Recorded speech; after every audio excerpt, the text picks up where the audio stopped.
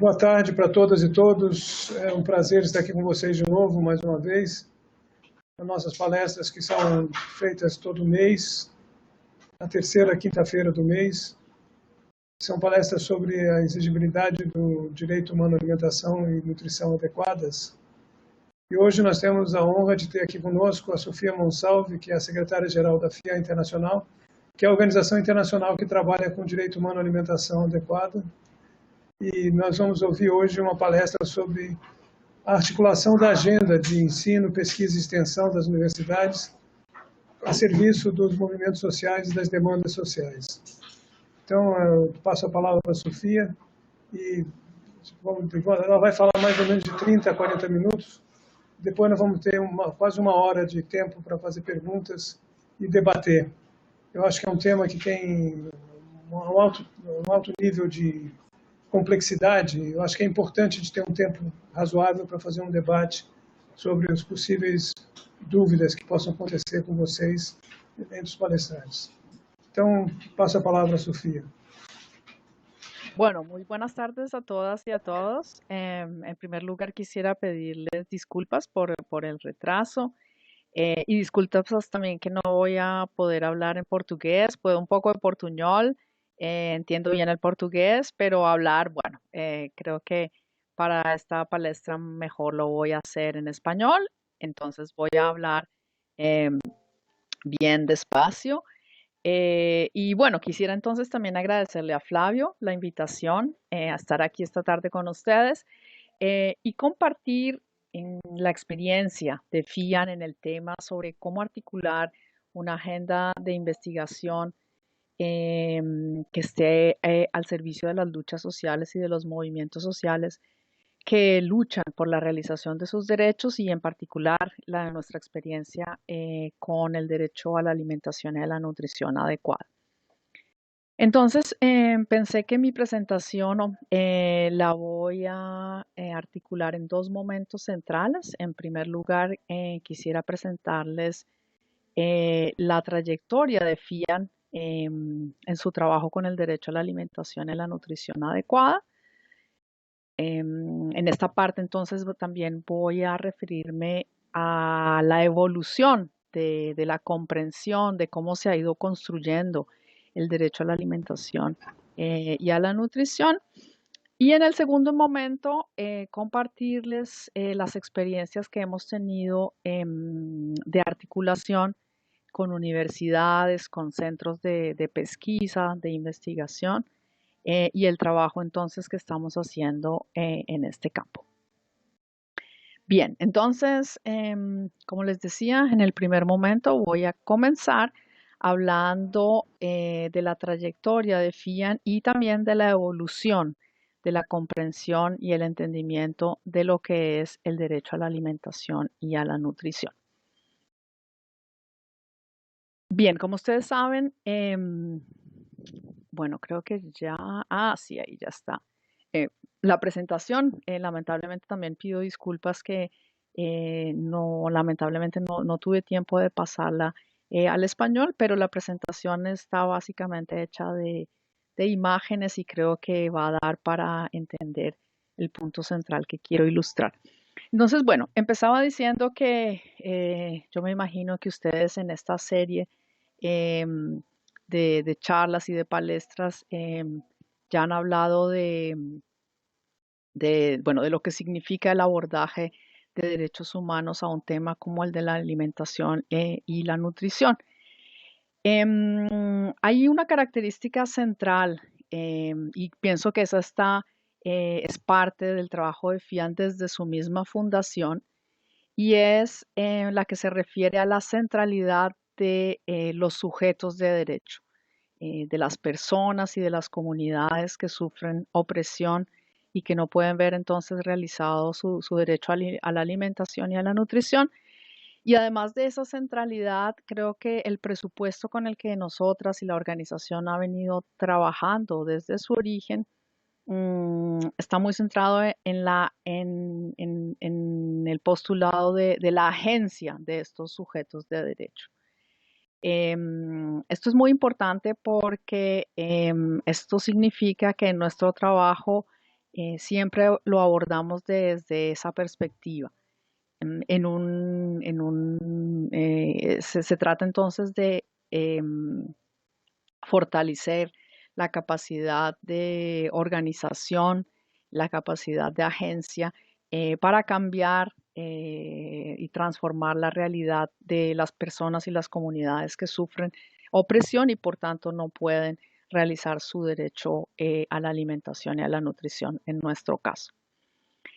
Otra característica que me parece importante resaltar, este abordaje de derechos humanos que toma entonces la perspectiva de los sujetos de derecho, la perspectiva de las personas y las comunidades más excluidas, y que entonces desde ahí empieza a construir estrategias de exigibilidad y de rendición de cuentas y de lucha política, si ustedes así lo quieren. Es un abordaje entonces que tiene mucha similitud con abordajes de lo que se conoce como economía política. Entonces es un abordaje que siempre pregunta quién controla y posee los recursos, qué uso les da en esos diferentes personas y actores, quién se beneficia de ese uso que se hace de los recursos, quién no tiene acceso, quién no tiene control. Mm, y entonces es muy importante esta perspectiva porque, como les decía, los derechos humanos siempre, su preocupación principal es la de apoyar a los grupos y a las personas que se encuentran privadas de esa realización y por tanto entonces la pregunta central de quiénes son los más marginados, los más excluidos, quiénes son los que sufren de hambre, los que sufren de malnutrición, eh, para entonces entrar en un diálogo con ellos, en un proceso de transformación y de organización que les permita entonces liberarse de esta opresión. Este abordaje entonces estructuralmente tiene mucha afinidad con los movimientos sociales y en el curso del tiempo en FIAN nos hemos dado cuenta que nuestra metodología, si bien en el origen de la organización en los años 80, a mediados de los años 80, em, la organización estaba bueno, trabajaba con la metodología de derechos humanos, pero desde una perspectiva más de las organizaciones de derechos humanos somos una parte independiente, no debemos, digamos, identificarnos o mezclarnos con los movimientos sociales, sino siempre mantener esa posición independiente. Igual los movimientos sociales principalmente del campo con quienes nosotros hemos trabajado, siempre percibieron que había algo en nuestra metodología que era muy valioso también para su tarea misma. Entonces aquí es donde quiero empezar a hablar de la evolución del derecho humano a la alimentación y a la nutrición adecuada. Y me parece que es importante hablar de esta evolución porque pone en perspectiva histórica cómo hemos ido construyendo este derecho y entonces en ese sentido también nos da una idea clara de en qué momento histórico estamos en el día de hoy. Bueno, vamos a ver si logro correr. Creo que sí encontré. Bueno, entonces aquí, como les dije, les pedí disculpas porque la presentación está en inglés, pero quiero hacer brevemente este recuento histórico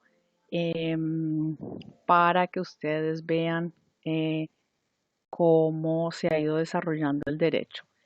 Entonces, empezamos con cuáles han sido los principales eventos mundiales. Es una perspectiva internacional la que voy a dar aquí. Y luego en el debate podemos decir, bueno, desde América Latina, desde Brasil, esto creo que se vio de manera diferente, pero aquí, bueno, voy a tener una perspectiva internacional. Entonces, ¿cuáles son los eventos principales que marcaron este desarrollo? Y aquí vamos a ver, empezamos entonces caracterizando Las principales hambrunas, quizás no sé si lo logran ver ahí en el cuadro, empieza con 1880 y sigue hasta 2016 y ahí ustedes pueden ver, bueno, momentos muy marcantes como 1870 y digamos para el desarrollo moderno del siglo XX, por lo menos del derecho a la alimentación. Claro, un momento muy importante fue después de la Segunda Guerra Mundial. Bien, continuamos entonces.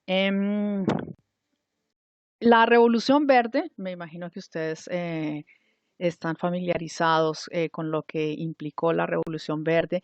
Viene entonces de esta preocupación de responder a las crisis de hambre de finales del siglo XIX y del siglo XX, donde había un problema de disponibilidad de alimentos y la idea, bueno, fue aplicar desarrollos de la química, principalmente que se habían dado en el marco de la Segunda Guerra Mundial, pero en un contexto más de guerra y de poner a trabajar toda esa capacidad de maquinaria, de industria que había y aplicarla al campo de la agricultura con el fin supuestamente de poder alimentar a la población mundial. Em, entonces, esto estoy hablando ya después de la guerra, la Revolución Verde, bueno, empieza a jugar ahí un rol muy importante, esto es en los años 60. El otro, bueno, marco contextual, en el año 61 se funda Amnistía Internacional, una organización de derechos humanos que quiere trabajar especialmente por la realización de los derechos civiles y políticos. Y bueno, ya en los años 70 tenemos la crisis del el petróleo. Bueno, antes de entrar en la crisis del petróleo, quiero regresar porque la conceptualización que se hace del derecho a la alimentación, queda contenido en los tratados, bueno, en la Declaración Universal de Derechos Humanos en 1948 y luego en los pactos que se adoptan en 1966, el Pacto de Derechos Económicos, Sociales y Culturales.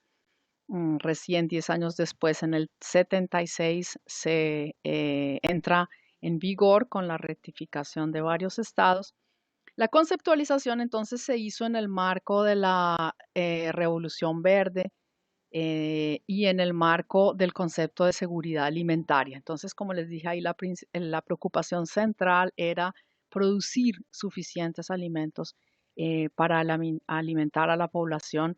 Y bueno, todo esto muy marcado por lo que pasó en Europa después de la posguerra. Entonces, mm, estos presupuestos conceptuales son percibidos, si ustedes leen el texto del artículo 11 en el pacto, van a ver que hay un subtexto, hay una connotación de esta preocupación productivista de que lo que tenemos que hacer es mejorar, modernizar los sistemas agrícolas para que sean capaces de darle alimentación a todo el mundo, si bien, bueno, obviamente sienta las bases de que cada persona tiene derecho a tener acceso permanente a, a una alimentación adecuada. Bueno, este es el panorama en los años 60, como les decía. Ya luego entonces entramos a los años 70, donde viene la crisis del petróleo y el sistema de Bretton Woods, que se instaló después de la Segunda Guerra Mundial, el cambio fijo en el sistema financiero con el oro se acaba y empieza entonces después de esta crisis de los años 70, donde los países no alineados venían con mucha fuerza haciendo propuestas sobre el nuevo orden económico internacional que debería reflejar la independencia recién adquirida también en los años 60 de muchos países africanos y asiáticos, que ellos querían entonces reformas de este orden internacional para poder realmente realizar verdaderamente su soberanía nacional y su independencia. Lamentablemente, entonces, en el momento en que entra la crisis, la respuesta que se dio después a esa crisis, como vamos a ver, fue el comienzo del neoliberalismo, que empieza muy temprano en Chile con la dictadura militar y luego con Margaret Thatcher y Reagan. Bueno, aquí históricamente para mencionar que en 1976 se funda la Coalición Internacional para el Hábitat. La consideramos una organización hermana, es una de las pioneras en el mundo de los derechos económicos, sociales y culturales, y ellos trabajan en el derecho a la vivienda específicamente.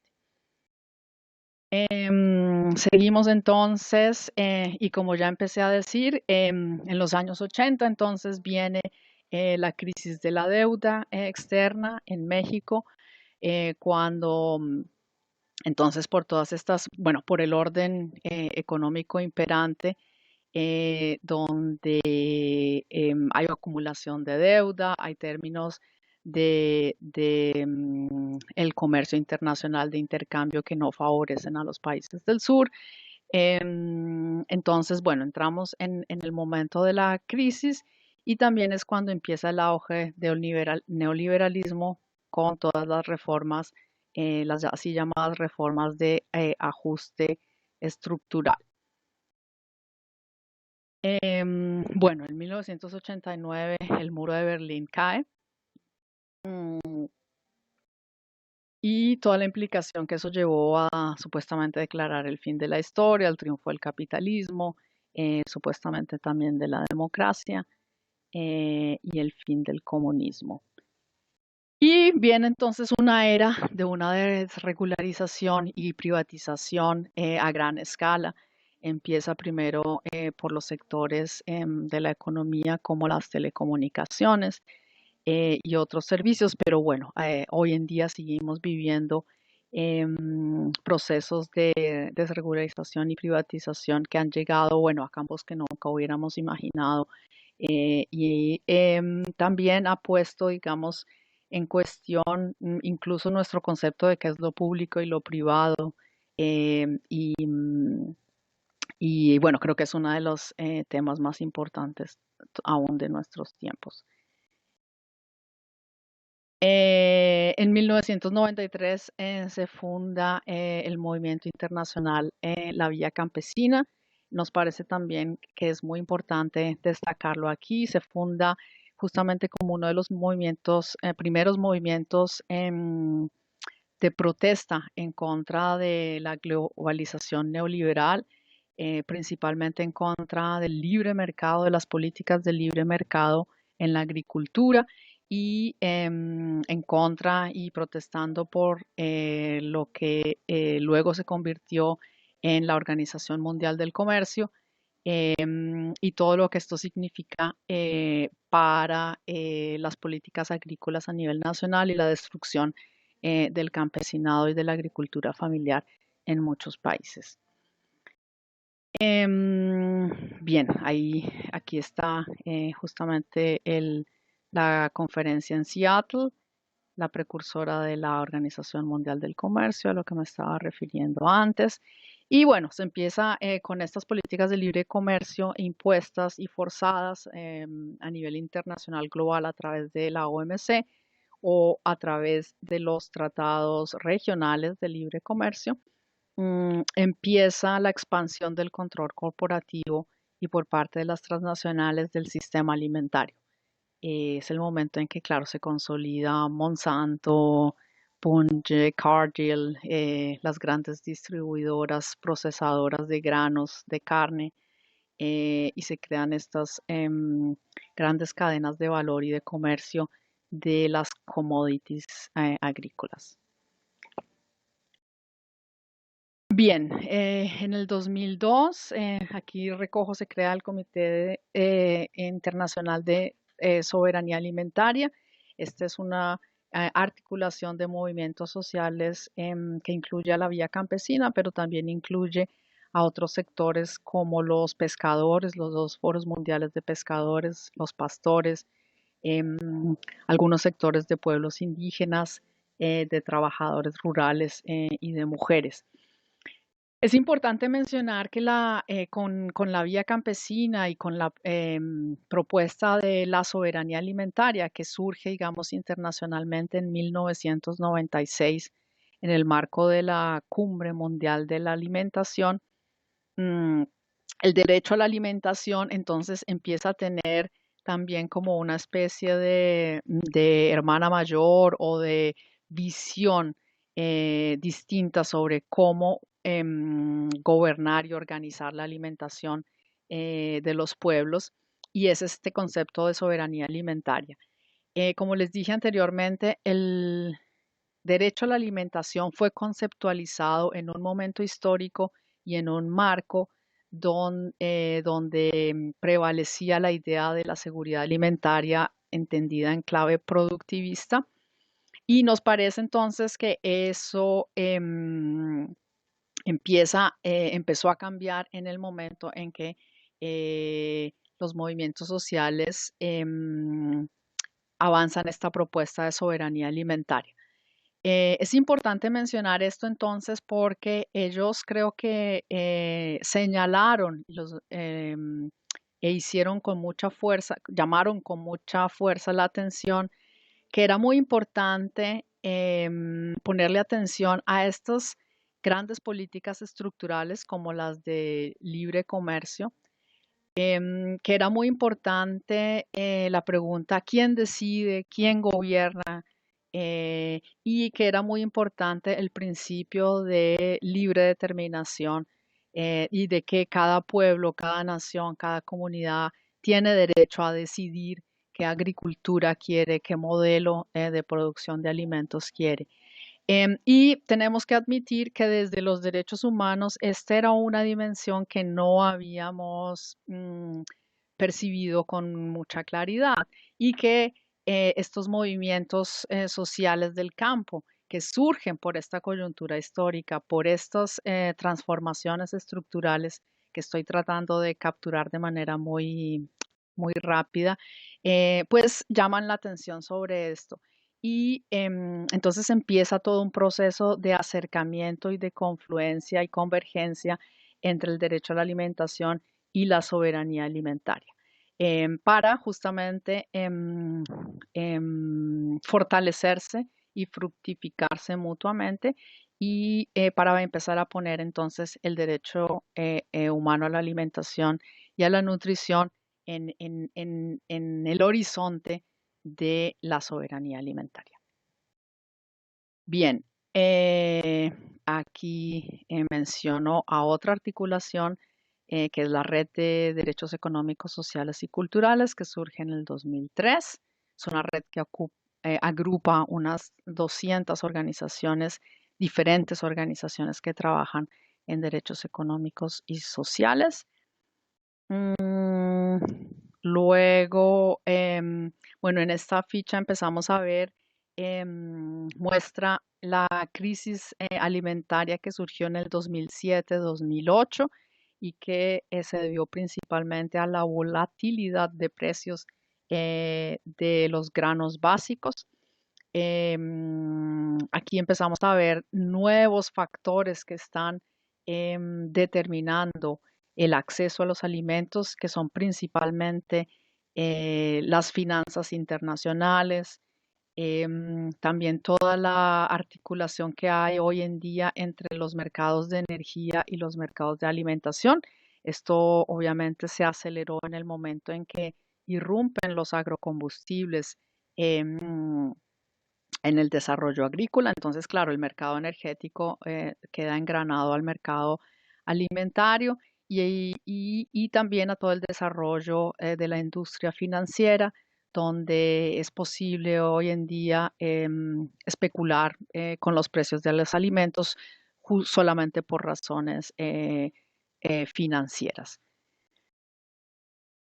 Bien, aquí también hemos puesto la fundación de la Red Global por el Derecho a la Alimentación y a la Nutrición. De hecho, estas palestras, bueno, que Flavio ha organizado, se han hecho con el apoyo y en el marco de esta red global en la que Flavio tuvo, bueno, fue de alguna manera su idea, mucha influencia y que surge también de esta necesidad de enfrentar hoy el desarrollo y la lucha por el derecho humano a la alimentación y a la nutrición en este nuevo contexto. Flavio contribuyó tremendamente a este entendimiento holístico del derecho a la alimentación y a la nutrición en el marco de la soberanía alimentaria y también poniendo en el centro de este nuevo entendimiento los derechos de las mujeres a la autonomía, em, principalmente porque son totalmente centrales para el derecho a la alimentación y a la nutrición. Entonces, eso es una cuestión muy importante que quería destacar. Y lo otro también que quería destacar es que el derecho a la alimentación y a la nutrición de la manera como hoy lo entendemos está muy influenciado también em, por las luchas indígenas. En el 2007 es aprobada la Declaración de las Naciones Unidas sobre los Pueblos Indígenas. Esto también por primera vez en la historia de derechos humanos, por lo menos la historia moderna. Hay una perspectiva de derechos que no es la que se ha desarrollado desde la modernidad occidental, sino es una relación diferente, plantea una relación diferente con la naturaleza, es una relación colectiva de los pueblos que tiene dimensiones muy complejas em, y que ha sido, bueno, un parteaguas para el desarrollo de los derechos humanos y evidentemente entonces abre todo otro campo diferente de interpretación del derecho humano a la alimentación mismo. Otro momento muy importante ha sido la reforma del Comité de Seguridad Alimentaria Mundial que está en Roma. Mm, Esta reforma se dio después de la crisis alimentaria y es uno de los espacios de Naciones Unidas que ha garantizado y ha institucionalizado la participación de los movimientos sociales y los grupos más afectados por el hambre y la malnutrición. Y en este espacio, con estas características, digamos, más democráticas, ha sido posible también acordar políticas públicas a nivel internacional muy importantes con respecto a la tierra, a la pesca y los bosques, por ejemplo. Aquí vemos una ficha, al agua y al entendimiento mismo de la seguridad alimentaria y la nutrición. Finalmente, quiero decir también que en el 2018, diciembre del 2018, las Naciones Unidas aprobaron la Declaración de los Derechos de los Campesinos y otras personas que trabajan en áreas rurales. Es una declaración que continúa el camino abierto por los pueblos indígenas y entonces continúa elaborando una visión de derechos humanos desde otras cosmovisiones, si ustedes así lo quieren, de los pueblos rurales y lo que significa entonces la interacción con la naturaleza para preservarla, para restaurarla, pero también para ser capaces de alimentar y nutrir a nuestros pueblos. Bien, entonces, con este panorama un poco rápido, me parece que, bueno, quería ilustrar entonces cómo ha sido el desarrollo histórico con factores políticos, económicos y culturales y cómo obviamente nuestro quehacer como organizaciones de derechos humanos pues no es ajena a estos procesos sociales, políticos e históricos y en ese sentido tenemos que dar cuenta de ellos. Entonces, nuestro trabajo en la articulación con la investigación se ha dado justamente en este campo, ¿no? Primero que todo, creo que entendemos la investigación no como algo que se hace en universidades o en centros de investigación, sino es una parte integral de las luchas sociales. Cuando nosotros, por ejemplo, entramos a apoyar lo que llamamos casos, situaciones de comunidades específicas que sufren una violación de derechos humanos, bueno, es obvio que primero hay que hacer una investigación. ¿Qué pasa? ¿Quiénes son los autores? ¿Quiénes son los responsables de esta violación? Y eso significa en un contexto, digamos, de la tierra, por ejemplo, en un contexto económico, bueno, empezar a investigar todos los intereses económicos que hay detrás de una empresa, de un agronegocio que quiere quitarle la tierra a los pueblos indígenas, que tiene ocupado los territorios ancestrales de pueblos indígenas. Y es también todo un proceso que se hace, no, bueno, no por la investigación en sí misma, sino para la acción, para ver cuáles son los puntos de presión política que serían más útiles, pero también para fortalecer las capacidades organizativas de las comunidades en lucha. Entonces, en este momento, bueno, en nuestros espacios de reflexión autocrítica nos hemos dado cuenta que la investigación entendida en esta clave es muy importante, bueno, para las luchas sociales, como decía, y hemos entrado, bueno, desde hace ya muchos años hemos estado haciendo cooperación y trabajo de alianzas em, con diferentes actores, digamos, con los movimientos sociales mismos. Mencionaba la Declaración de los Derechos de los Campesinos. Eso fue una iniciativa de la Vía Campesina que ellos desarrollaron de manera autónoma. Durante varios años la trabajaron, pero de todos modos, en el momento en que llegó a Naciones Unidas y empezó a ser negociada, implicó todo un trabajo de investigación legal y jurídica, porque teníamos que defender las propuestas de la Vía Campesina y obviamente frente a gobiernos, frente a Naciones Unidas, no bastaba decir, es que esto lo está exigiendo la Vía Campesina, sino que había que hacer todo mm, un, una argumentación jurídica para poder defenderla en esas instancias. Entonces, con esto estoy diciendo que estamos en una articulación con movimientos sociales, con investigadores en universidades y con investigadoras como nosotras que están en una organización de derechos humanos, em, que digamos tienen otra lógica, ¿no? Eh, una lógica bueno, de respeto mutuo, de saber que hay metodologías diferentes y de saber también que hay roles diferentes. Creo que también es importante destacar que, bueno, este proceso de articulación no va en una sola dirección, no es solamente que la investigación, digamos, en universidades o en organizaciones como FIAN apoyan las luchas sociales, sí, eso es así, pero también es importante destacar que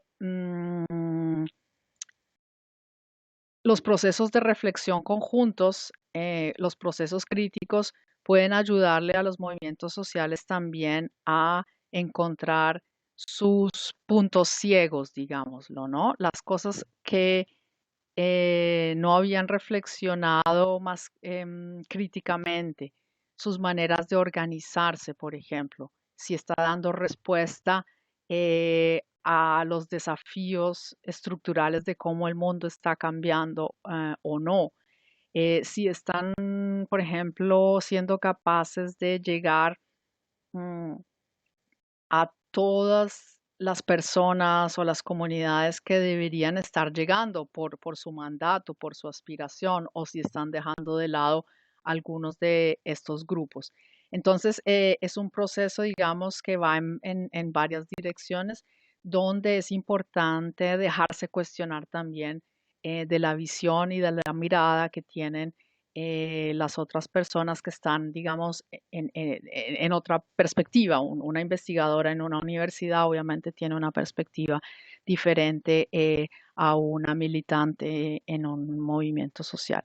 Entonces, esto es importante, pero creo que con esa metodología en el campo agrario, que es el que yo mejor conozco, hemos tenido experiencias muy interesantes o tenemos experiencias muy interesantes. Por ejemplo, quiero citar aquí la de la iniciativa de los estudios agrarios críticos. Esta es una iniciativa, bueno, animada por un investigador filipino que se llama Jun Borras. Él en realidad fue parte de la Vía Campesina, de los fundadores de la Vía Campesina, pero en algún momento él entra al trabajo académico, a una universidad y a la investigación, pero ha mantenido un espíritu, bueno, de activista político y militante muy fuerte, pero ahora desde la academia y ha sido capaz de invitar bueno, a muchos actores a que participen en este proceso, que es bastante dinámico. Quizás ustedes han escuchado hablar de la revista de estudios campesinos, que se volvió, digamos, como un centro de investigación muy potente sobre soberanía alimentaria, lo que significa esta propuesta desde muchos ángulos, invitando siempre a jóvenes estudiantes muy críticos que también, como les decía, son capaces de descubrir o identificar los puntos ciegos, las limitaciones que a veces tienen nuestros abordajes y nuestras propuestas para de esa manera dialéctica pues poder avanzar. En otros campos también tenemos cooperación con, y aquí ya voy finalizando, cooperación con otros actores y otras em, investigación en otros campos. Bueno, el derecho a la alimentación es un derecho, como dije también al principio, que tiene un abordaje muy holístico, muy integral, o por lo menos esa ha sido nuestra respuesta a los desafíos históricos y políticos que nos parece que enfrentamos. Estamos entendiendo el derecho humano a la alimentación, bueno, en este marco también de sistemas alimentarios, donde, por ejemplo, cuenta la perspectiva de la producción de alimentos y la relación con la naturaleza, pero también es muy importante tener en cuenta la perspectiva de la salud y de la nutrición. Entonces, ese es otro campo donde también hemos venido construyendo relaciones con diferentes investigadores, académicas, el movimiento mundial por la salud, las personas, las organizaciones que trabajan en todo el tema de lactancia materna para, bueno, para que la lactancia materna sea entendida como el primer acto de soberanía alimentaria, por ejemplo, y con organizaciones que trabajan los derechos de las mujeres y el feminismo que hemos venido trabajando para que se convierta en, bueno, en el corazón y en el centro del derecho a la alimentación y a la nutrición adecuadas. Entonces, en este campo también hay todo eso, pero bueno, sobre ese tema quizás Flavio podría hablar mucho mejor. Bien, entonces yo dejaría aquí para que más bien podamos empezar la conversación y les agradezco mucho por su atención.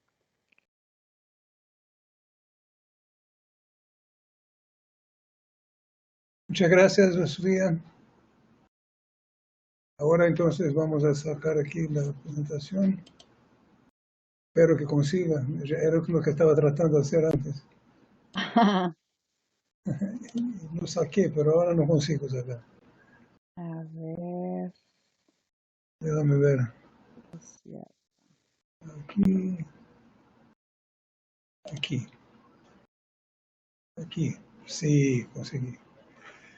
Entonces, ahora abrimos para las preguntas, comentarios. Si hay alguna pregunta de la gente que está aquí en la sala o que está en por internet.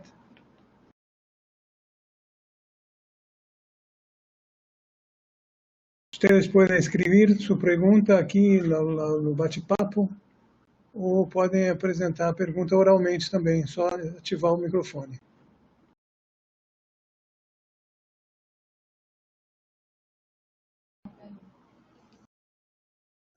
Siga. Fernanda. Sim, Fernanda.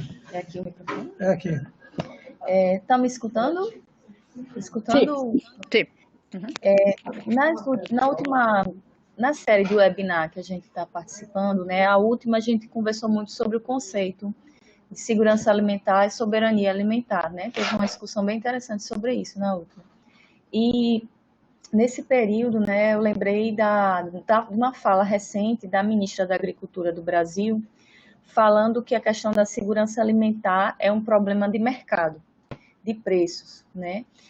E aí isso cabe bem no que a gente discutiu, acho que até Flávio pode falar sobre essa coisa que eu estou falando, né?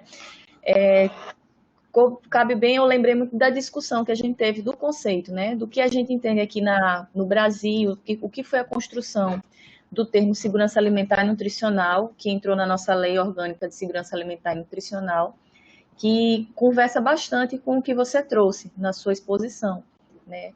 Mas vai bem contra o que a ministra colocou, né? Dizendo que a segurança alimentar é uma questão de mercado, né? E de preços de mercado, né? Mercado internacional, inclusive. Aí eu queria saber, né, de você sobre essa perspectiva, né, no que ela colocou, no que a ministra colocou, do que você visualiza como FIAN, né, como participante de movimentos e organizações internacionais de direitos humanos, né? E pensando também no contexto que a gente está vivendo, que Flávio também colocou anteriormente, dessa força, né, que as corporações de alimentos estão ganhando na entrada dos organismos internacionais, como a FAO, a ONU, assim, no sentido de tensionar os interesses deles, né, nas próprias discussões dos direitos humanos e do que a gente entende, né? Então tem um relatório, a norma, né, para regulamentar os direitos humanos, né, a prestação de contas, assim, a exigibilidade do direito humano internacional em relação às corporações e como isso está dificultado. Eu queria que tu trouxesse também o que você está observando da atualidade e até nesse processo histórico. Então, essa questão de como a ministra da Agricultura apresentou o que é a segurança alimentar, de como isso está refletindo no Brasil, no mundo, né, e de como está essa questão, né, das corporações e das demandas, né, como é que os movimentos estão, né, os movimentos populares, eles estão conseguindo se organizar, as forças que estão tendo em nível internacional frente a essas questões da privatização, né, globalização dos mercados. Puedes contestar, después vamos a ver otras preguntas. Bien, muchas gracias por la pregunta. Bien, me parece que es excelente para mostrar las tensiones, ¿no?, que hay. Bueno, la seguridad alimentaria, bueno, es un concepto más técnico, ¿no?, que habla y tiene un enfoque muy fuerte en la disponibilidad de alimentos. Lo importante es producir alimentos, tiene un enfoque cuantitativo, hay que llevarlos allá. Bueno, luego se fue enriqueciendo el concepto con cuestiones de sostenibilidad, de aceptabilidad y adecuación también. Y la pugna está entre que se quede seguridad alimentaria en el lado más técnico, donde obviamente el enfoque mercantilista es una cuestión de mercado, de libre mercado. Dejemos que los mercados funcionen libremente para que se produzca el alimento donde sea la manera más eficiente y los otros países importan el alimento. Está entonces ese enfoque, pero si el concepto de seguridad alimentaria se mueve y empieza a gravitar, por ejemplo, cerca del derecho a la alimentación, que es lo que yo entiendo que pasó en Brasil, ¿no? La ley de seguridad alimentaria tiene un enfoque fuerte de derechos humanos. la creación del CONSEA mismo, por ejemplo, está obviamente inspirado por la idea de que es una decisión democrática discutir cuál es la mejor política de seguridad alimentaria y que hay que darle voz a los grupos bueno, que producen alimentos primero y segundo, los grupos que están más afectados por la inseguridad alimentaria y la nutrición. Entonces yo diría que en el caso brasileño hay un proceso histórico donde hay un concepto de seguridad alimentaria que fue influenciado por la soberanía alimentaria, por el derecho humano a la alimentación y a la nutrición, entonces empezó a transformarse ese concepto. Entonces, claro, hay fuerzas políticas que quisieran regresar al entendido de que es una cuestión de mercado, que es una cuestión de técnica, pero esa es justamente la disputa política, el conflicto que hay, ¿no? Entonces, eso sería mi observación a ese respecto. En cuanto a los movimientos sociales, bueno, el proceso de lo que se llama del control financiero sobre el sistema alimentario se está profundizando. Mm, em, está penetrando no solamente las cadenas de producción, las commodities, como dije anteriormente, sino empieza también, por ejemplo, a ser una fuerza muy importante en el control de la tierra, en el control del agua. Se está también mezclando con las nuevas tecnologías de la comunicación y la informática. Entonces, la digitalización, por ejemplo, bueno, en todos los espacios de la vida social, pero también, por ejemplo, en la cuestión de la información genética, em, está, plantea un escenario donde se va a despojar a las comunidades campesinas de, por ejemplo, su control sobre las semillas a través de la digitalización de la información genética. Si miramos, bueno, todo el tema de el libre comercio, las políticas del libre comercio, bueno, siguen vigentes. Bueno, no se sabe muy bien qué va a pasar ahora con la OMC, ya estaba, no avanzaba mucho, pero no vemos que realmente haya habido un cambio en el comercio agrícola. Entonces, los desafíos para los movimientos sociales, pues los seguimos teniendo, son muy grandes porque todavía estamos en este momento en un periodo de gran confusión, digamos, de muchos desafíos muy fuertes. Y todavía tenemos una visión clara, pero todavía no logramos, bueno, creo que no hablamos todavía de todo el tema el autoritarismo y un gran ataque a los derechos humanos, al sistema mismo en muchos países. Em, y entonces nos plantea, bueno, el resurgimiento de fuerzas bastante reaccionarias y todavía no logramos encontrar una respuesta que sea capaz de enfrentar esa realidad y una respuesta internacional, porque vemos que el movimiento, digamos,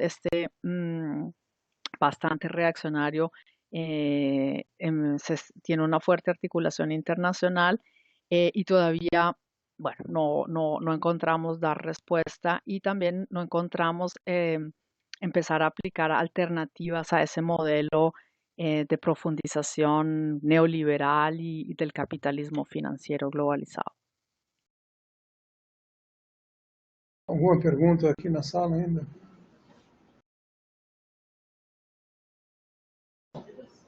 Eu gostaria de fazer uma pergunta, Sofia. Eu acho que do ponto de vista da FIAN Internacional, qual é o valor adicional agregado pelo trabalho dos cientistas ao movimentos sociais, entende? Na realidade, o que traz de novo E o que traz de perspectiva no sentido da possibilidade de superação desse desafio que está aí? Especialmente na Ujú, questão rural-urbana, né? Porque eu acho que nós estamos num momento que, cada vez mais, a gente vê que a situação rural-urbana é fundamental. ujú, Se não houver uma ligação entre o rural e o urbano, dificilmente a gente vai conseguir garantir alimentos de qualidade. Porque ujú, se ficar só na mão dos pequenos produtores, não tem condições. Como que a ujú, universidade poderia ter, os pesquisadores de investigação, poderia ter um papel de ajudar a romper esse dead end, né? Quer dizer, um beco sem saída, que o movimento, ujú, de certa forma. ujú, ujú. Sí, bueno, yo pienso que, mm,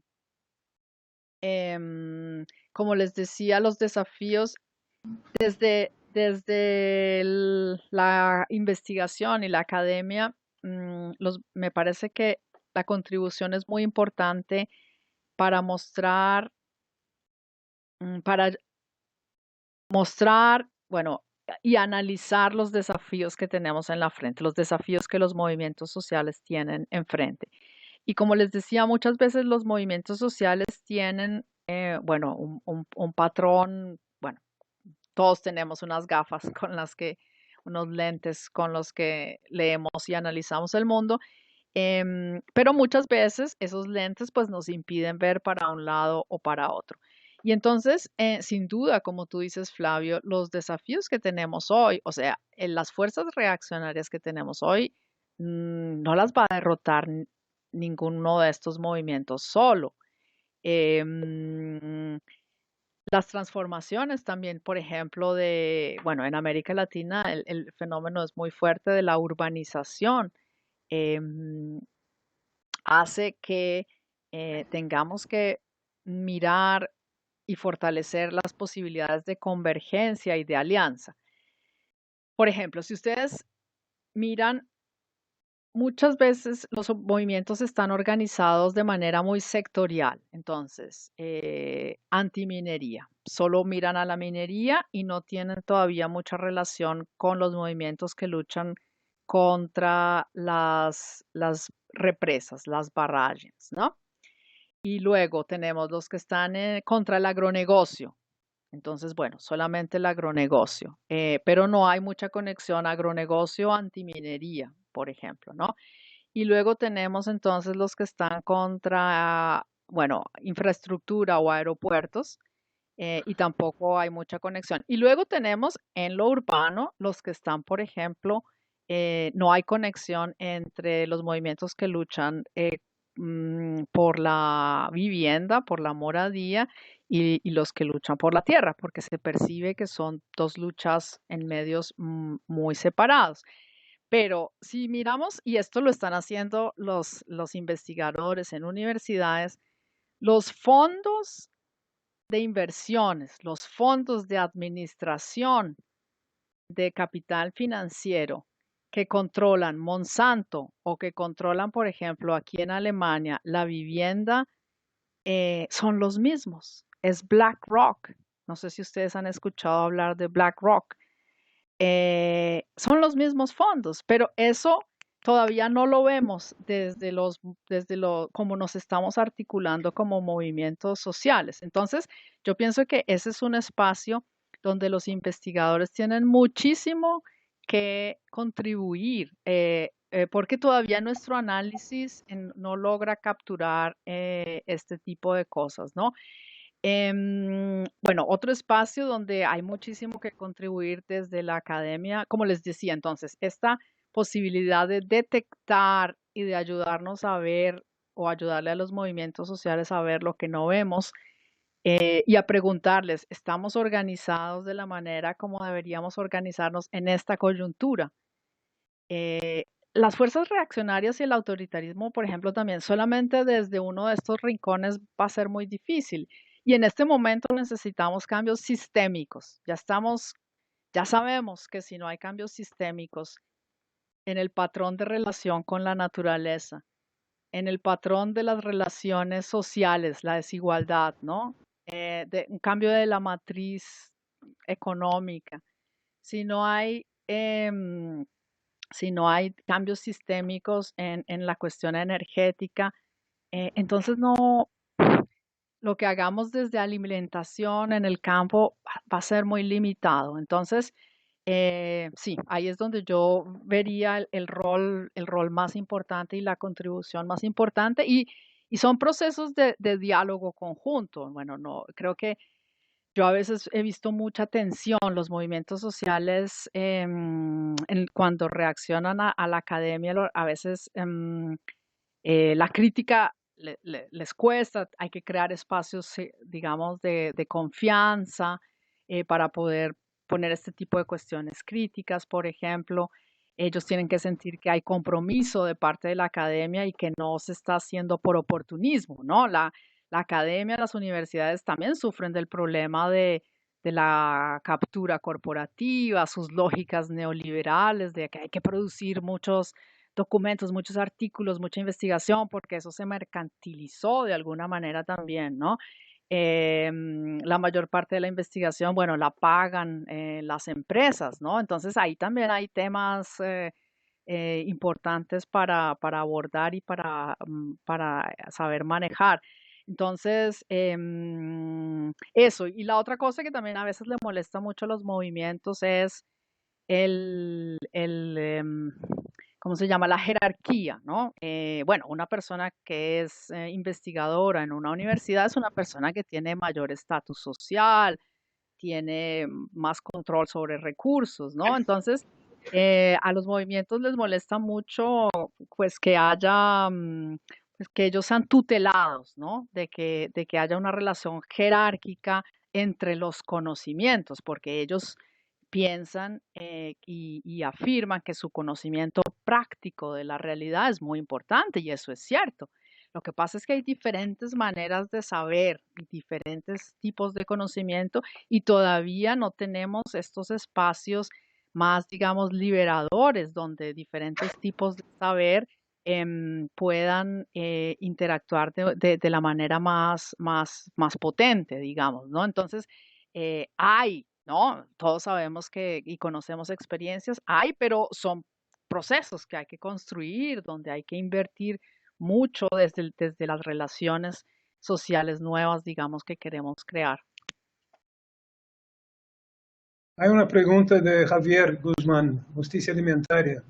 ¿Usted consigue leer ahí a la A derecha? ver, dice Javier, una cosa que a nosotros nos preocupa en justicia alimentaria es cómo afectar las políticas en inversiones que empiezan y ahí no puedo leer más. Para la transición ecológica de la agricultura y ganadería, donde de nuevo se producen ventajas al gran capital, donde las adaptaciones se están dando más fácil en las grandes fincas, grandes empresas, y los pequeños y los pequeños no consigo leer más también, un poco. Y los pequeños no se aprovechan de esto, yo creo que es eso. Sí, esa es una pregunta, bueno, fascinante y de los temas, digamos, también donde la investigación, como digo, en clave conjunta con movimientos sociales puede contribuir mucho y es la cuestión de la transición, ¿no? Todos sabemos que no puede seguir así. Ahora sí, los campesinos. Queda fuera los sistemas convencionales, se quedan Sí, fuera. Sí. que quedan fuera. Sí, exactamente. Entonces, ¿cómo organizar la transición? Bueno, ese es un tema que creo que es un campo bastante abierto, donde mi impresión es que todavía no hay mucho por desarrollar, ¿no? Creo que tenemos una idea bastante clara de cómo funciona, bueno, todas estas experiencias y todo el entusiasmo que hay sobre agroecología. Creo que ahí ya, bueno, hay experiencias de cómo aumentar en escala y ese tipo de cosas, pero las conexiones son más difíciles, ¿no? Digamos,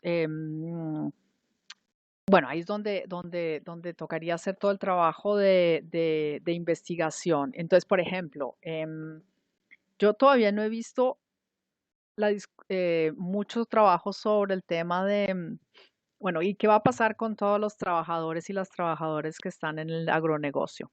O sea, si queremos agroecología, la queremos en serio. Entonces, bueno, la idea sería que se transforme en esa dirección el modelo, pero las personas que están en plantaciones de agronegocios, ¿qué va a pasar con ellos? ¿A dónde van a ir? Em, bueno, entonces eso es un campo. Y el otro campo es, obviamente, cómo hemos podido conectar las personas no productoras o del medio urbano a la producción agroecológica. ¿Están todas conectadas o quiénes son las personas que pueden acceder a la producción agroecológica, pero quiénes son las que se están quedando por fuera? Entonces, esos serían como dos campos, pero la transición misma es un proceso bastante complejo. Bueno, y los ejemplos que pone ahí Javier de, cómo se defiende en algunos países el glifosato o los agrocombustibles, etcétera. La transición misma es un proceso bastante complejo. Es un proceso donde, bueno, son relaciones de poder también y quiénes son los que van a cargar el peso de la transición, por ejemplo, ¿no? Cómo, desde derechos humanos, cómo vamos a acompañar las transiciones, por ejemplo, qué tipo de principios de derechos humanos deberían seguirse en las transiciones. Me parece que sí, esas son preguntas abiertas y donde habría mucho que trabajar en esta combinación de pesquisa, investigación y movimientos sociales. Si nadie tiene ninguna pregunta, yo tengo una más. Me gustaría saber una cosa que nosotros tuvimos mucha discusión sobre la cuestión de la alianza, Ujú, alianzas globales, y la definición de una nueva agenda de luchas. ¿Cómo hacer exactamente lo que empezaste a hablar cuando dices que las luchas son muchos sectoriales y que no van más allá de la puerta de su casa muchas veces? Pero ahora empiezan cosas, por ejemplo, en África Occidental, ujú, grandes coaliciones de gente que están luchando por cuestiones urbanas y rurales también. ujú. ¿Cómo tú ves la cuestión de la soberanía alimentaria en relación a la soberanía popular? Porque Brasil pasa hoy por un problema que está muy claro. No, la cuestión de Ujú, la soberanía alimentaria no es suficiente para tratar el problema. El país está perdiendo su soberanía como país de una ujú, manera tan rápida, en 2, 3 meses, que es asustador. Y ujú. una agenda de luchas tendría que tomar en cuenta esto. ¿Cómo ves la relación entre la soberanía alimentaria y la soberanía del pueblo como tal, como posible eje de lucha? ¿Cuál es la importancia de esta lucha? ¿Y qué es lo que debería estar dentro de la lucha de la soberanía alimentaria o cerca, de un punto de vista más estratégico? Sí, bueno, esa es una pregunta obviamente central y bien difícil. Mm, claro, las luchas sectoriales creo que se están agotando porque estamos viendo cambios, reacciones, como decía, mm, que pueden pulverizar los logros que hemos tenido y el caso de Brasil, bueno, me parece que es casi que paradigmático en ese sentido, ¿no? Entonces, la soberanía popular, sí, estamos en un proceso de tensión muy fuerte yo diría, mm, bueno, hay reconfiguraciones muy profundas que están sucediendo. Y este capital financiero globalizado, pues es uno de los motores principales de esa reconfiguración. Entonces, lo que estamos viendo es que la expresión del Estado Nacional, que era digamos, la expresión más común de la soberanía popular, tiene en este momento, em, está siendo, como digo, el Estado Nacional reconfigurado por las élites mismas nacionales. O sea, hay unas élites, una parte de élites y otros grupos que, digamos, parece que ya no les sirve el Estado Nacional para su proyecto de acumulación, porque la acumulación hoy en día es global. Entonces, ellos le han abierto a través de reformas legislativas en contra de la Constitución en muchos países, le están abriendo las puertas a este capital globalizado. En Honduras, por ejemplo, ustedes, para poner un ejemplo en la región, en Honduras, están creando este modelo, esta idea de las ciudades modelo, ¿no?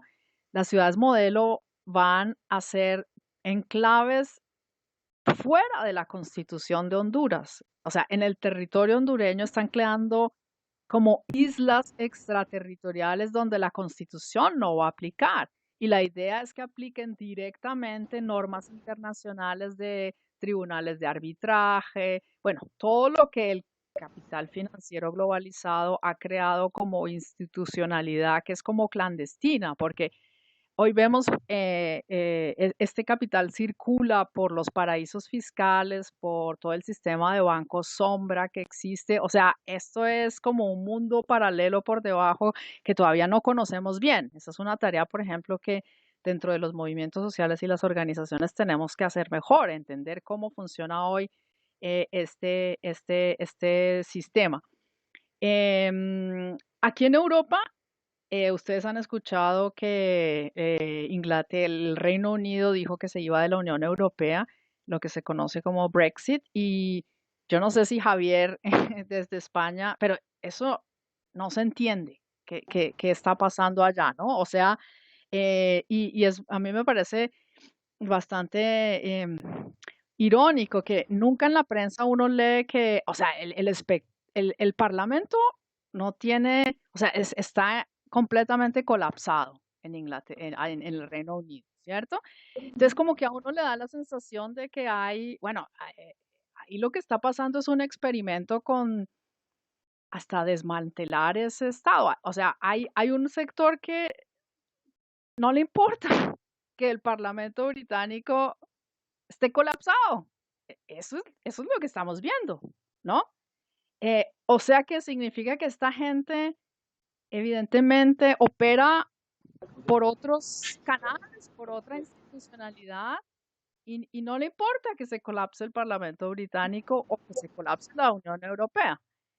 Entonces, son procesos de transformación, yo creo que muy fuertes. Me parece que es importante mencionar también que no es que el Estado esté colapsando completamente o que lo estén desmantelando completamente, porque hay una parte que sí se mantiene y es dura, y es toda la parte de la militarización, es toda la parte de la proliferación de conflictos armados. Bueno, en este momento las noticias de esta semana es que va a haber guerra en Irán, antes iba a haber guerra en Venezuela, con Venezuela, una guerra regional.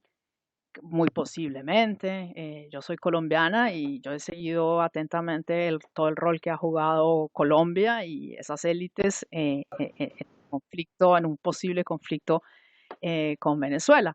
Entonces, el fortalecimiento militar, la capacidad de espionaje, la capacidad de, ahora con las tecnologías de información, la capacidad que tienen, bueno, de controlarnos, esas no han disminuido, esas han aumentado. Entonces, digo, lo que estoy tratando de decir es que la expresión de la soberanía popular, que era el Estado Nacional, está sufriendo un proceso de transformación muy profundo. Entonces, cualquier proyecto de recuperar la soberanía nacional, pues tiene que dar respuesta a eso. ¿Qué significa eso? No sé bien, pero lo que sí sé también es que esto tiene una dimensión internacional muy fuerte. Yo pienso que no podemos pensar más la soberanía popular solamente en clave de soberanía nacional. Eso me parece que es obvio, porque es que el problema quien nos está hoy negando la posibilidad de soberanía popular es el capital global financiero. Entonces, si no hay una respuesta también de soberanía popular a ese nivel, pues está difícil. Yo veo difícil que desde un proyecto nacional podamos enfrentar eso. Sí. Yo creo que no tenemos ninguna pregunta más. Ya llegamos a las 3:30. Si no hay ninguna pregunta más, yo terminaría aquí. Agradecería a Sofía por la participación. Y vamos a invitar de nuevo a FIAN. Tenemos más 2 años y pico de seminarios y certamente FIAN va a ser invitada a participar más. Yo creo que vamos a tener que intensificar los seminarios. Una vez por mes no es suficiente para tratar todos los temas que tenemos que tratar. Vamos a Todo ver lo si que tenemos que resolver. hacerlo por semana, más o menos. Un Sí. gran abrazo y Bueno, Flavio, muchas gracias por la invitación. Mucha suerte con todo. Chao, chao. Chao, Sofía. Un abrazo. Chao, abrazo, Flavio, chao.